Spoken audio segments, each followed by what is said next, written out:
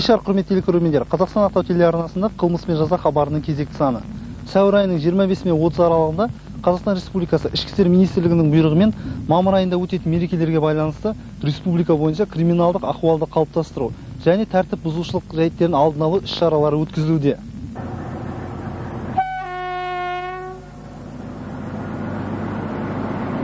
Көліктегі Батыс ішкі істер басқармасы республика бойынша 5 облыста орналасқан.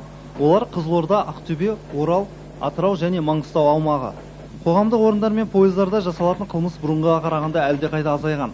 Біздің түсіруші топ бұл жолы желілік ішкі істер бөлімінің тәртіп сақшыларымен нөмірі 309 Маңғыстау Ақтөбе пойызына рейдке шыққан болатын.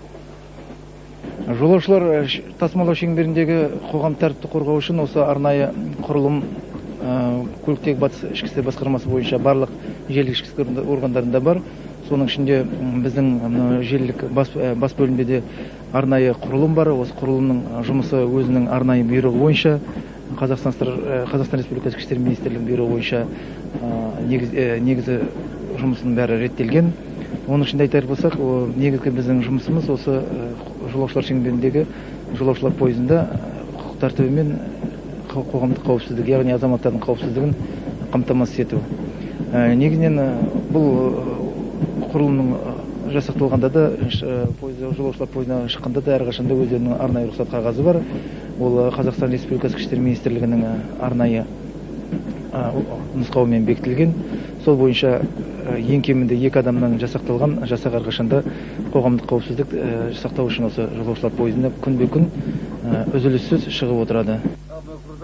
Жыл сайын теміржол қатынасы арқылы 2 миллионнан астам жолаушы өтсе, жүк пойыздары арқылы бір жыл ішінде 34 миллион тонна халық шаруашылығының жүгі тасымалданады екен. Жыл өткен сайын алыс жақын шетелдерден қатынайтын жүргіншілер саны көбейе түсуде. Олардың қауіпсіздігін сақтау Маңғышлақ станциясындағы желілік ішкі істер бөліміне тапсырылған. Осы қаңтардың басында, жылдың басында опорный станциясы бойынша осы жолаушылар пойыз, яғни 309 бағытында кетіп баратқан пойызда 44 терезенің сыну жайты тіркелген болатын. Ол бойынша қазір қажетті тергеу амалдарын бәрі жүргізіліп жатыр. Іске қатысты сол жайтке бойынша қатысты адамдардың бәрі қазір біртіндеп шығып жатыр. Ішінде жасөспірімдер, негізінен де оқушы, студент балдар. Тәртіп сақшылардың айтуынша, қазіргі уақытта жолаушылар пойызында ата-ананың бақылауынсыз жүретін жасөспірімдер бұзақылығы алаңдатып отырғанын айтады. Олар ойларына келгенін істейді. Көптеген станция перронында және рұқсат етілмеген жерде сауда жасайтын жасөспірімдер санында ай сайын көбейіп барады. Нөмірі 309 Маңғыстау Ақтөбе жолаушылар пойызының бастығы Тәжіков Меңдіқұлдың айтуынша, пойызда көбінесе спирттік ішімдік ішіп, соңында дау жанжалға апаратын вақтылық әдіспен жұмыс жасайтын азаматтардың тәртіп бұзу фактісі көбейген. Арасында қиыншылықтар болады, енді болғанда мұнайшылар біздерде көбіне көп уақыты көп жүреді. Сол уақытыда көп жүргенде көп ішушілер болады, арақ ішушілер болады. Сол арасында біздерге көлік полицияларының қызметі ойрасан зор, солардың арқасында біз жақсы жүрміз, әйтеуір пойызды таза ұстап. Арасында солар бас болып терезе сындырып сөйтетіні болады. Оны біздің көлік полициясы өз міндеттерін алып, сол жәрдем береді біздерге. Көршілес Тәжікстаннан келетін жаңағы тәжіктер дейді, лолы дейді негізі. Бала шағаларымен біледі, соны проводниктердің көбіне бағынбайды, проводникке де олар. Бірдеңені барса, баласы бар, көлік полицияларында барса, баласын бетіне лақтырады, көлік полициялар. Заңды бұзатын көбіне солар, матрастарды жыртып, сиденелерді жыртып, жүрген жердің бәрін былғап, ластап кетеді. Соңғы уақытта көршілес тмд елдерінен, басқа да алыс шетелдерден, әсіресе Түркменстан және Өзбекстан елді мекендерінен заңсыз келіп кетушілердің саны ұлғайып келе жатыр дейді Әділбек Тұрғанбаев. Жыл басынан бері көші-қон жүйесі бойынша 4 айдың ішінде облыс бойынша 121 шетелдік азаматтар төлқұжат және тіркелу ережесін бұзғандары үшін әкімшілік жауапкершілікке тартылған. Оның ішінде 112-сі Өзбекстан азаматтары болса, 5-еуі Ресей азаматы, 2-еуі Әзірбайжан, 1 Түркменстан және 2 Пакистан азаматтары екен. Біз рейд кезінде осындай заңсыз келіп кетушінің кездестірдік. Ол Әзірбайжан Республикасының азаматы болып шықты. Гражданин Республики Азербайджан, да? Когда вы приехали в Республику Казахстан?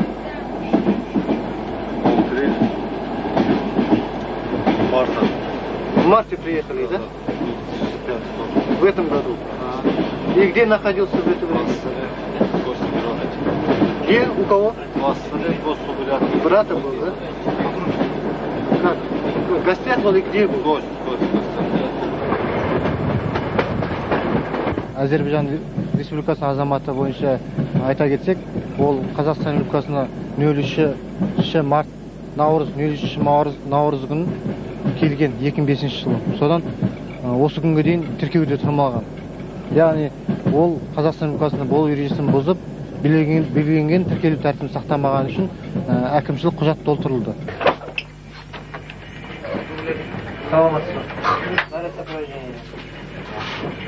Жеке куәлігіңіз береді?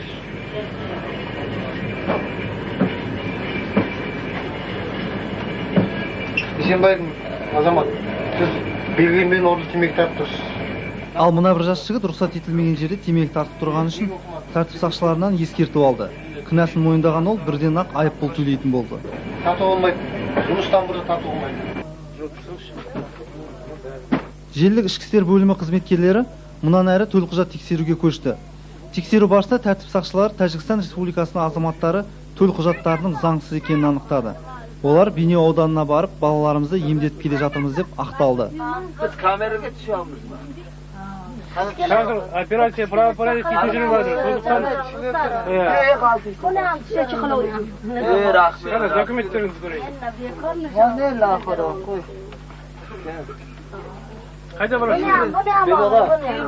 Binoga pasportlarini bering. Өңірімізге табыс табу ниетімен келетін мұндай жолаушыларды әрбір тексеру кезінде анықтаймыз. Әсіресе көкөніс тасымалдайтын мерзімде олардың саны анағұрлым көбейеді дейді тәртіп сақшылар.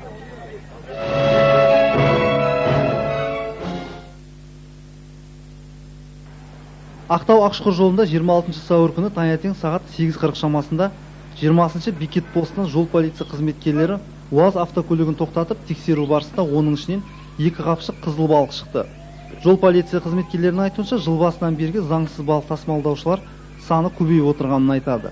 Машинасынан 2 қаптай қызыл балық тұқымдас алынды. Ол енді қазіргі уақытта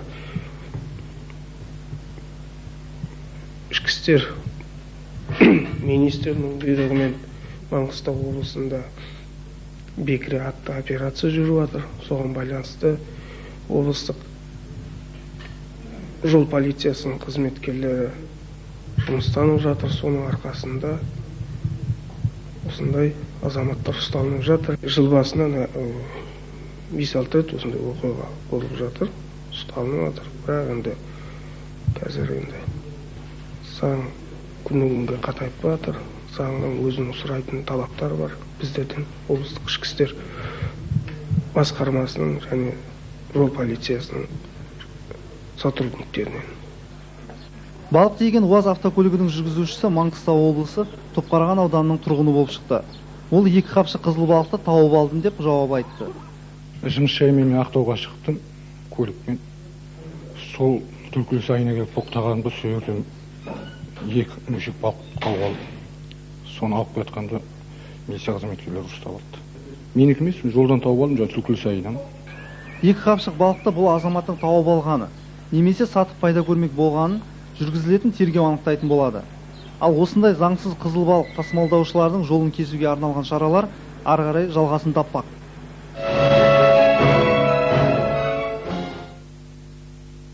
Маңғыстау облыстық ішкі істер басқармасы, криминалдық полиция басқармасы Өтесінова Қалбибі Төребек қызына іздеу салады. 1958 жылы туған. Соңғы тұрған мекенжайы Жетібай кенті, Аубәкіров көшесі 62 үй. Ол 2004 жылы қазан айының 8 күні күндізгі сағат 14-те шығып кеткен. Көрген білген адамдар болса Ақтау қаласы 13 шағын аудан 46 үй 38 пәтер немесе 33-05-04 телефонына хабарласуын сұрайды. Жалпы жыл басынан бері 4 айдың ішінде криминалдық полиция басқармасына іс-түссіз жоғалды деген 99 арыз түскен. Оның қазір 65-і табылып отыр. жасөспірімнен кетеді, балалар енді үйдің әкешілерін түсінбестік болады, сондай біреуін енді әртүрлі жағдайда үлкен кісілер болады, оған енді қарамайды, ол жасқа қарамайды, кетіп қала береді. Жақында осы Еуген дейіп Наурыз деген азамат Корея табылды, 25 жылы, 2003 жылы үйден шығып кетіп қалған, Ақтөбеге қарай. Соның Қаскелең, Алматы облысының Қарасай ауданының Қаскелең қаласында біреуге келіп, сол мен Құдай қонақпын деп қуанып, жас жігіттің үйіне оның баласы істеп, барсың ба бауырым деген бағдарлама беріп, содан фотосы шыққаннан кейін ол сол жақтан хабар келді. Ана қонып шыққан үйдің жігіттің үйінен, сосын іздеп келгенде сол бір-екі күннен кейін сол Қарасай ауданында ол кісі уақыт болды. Сол барып жерін көріп, сол кісінің әкесіне тадақатын барып беріп келді. Егер кімде-кім іздеуде жүрген азаматтарды көрген болса, 430813 немесе 430409 телефонына хабарласуын сұрайды. Ақпараттың сенімділігіне кепілдік беріледі. Құрметті көрермендер, осымен қылмыс пен жаза хабарының кезекті саны аяқталды. Амандықпен жүздескенше.